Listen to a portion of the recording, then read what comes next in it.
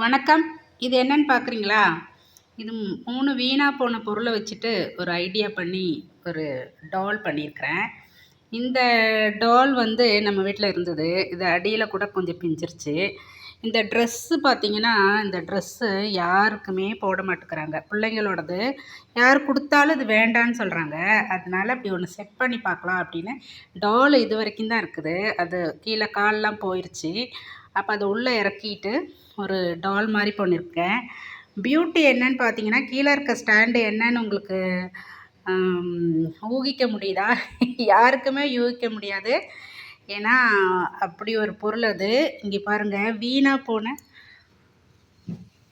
Cooler. பார்த்தீங்களா? வீணா போன cooler. இத வச்சு தான் பண்ணியிருக்கிறேன். எப்படி இருக்குன்னு பார்த்துட்டு சொல்லுங்க. என் பேத்தி இருக்கிறா. இப்ப தான் செட் பண்ணியிருக்கிறேன். அது வந்தவுடனே அது எந்த அளவுக்கு ஆகும்னு தெரியல.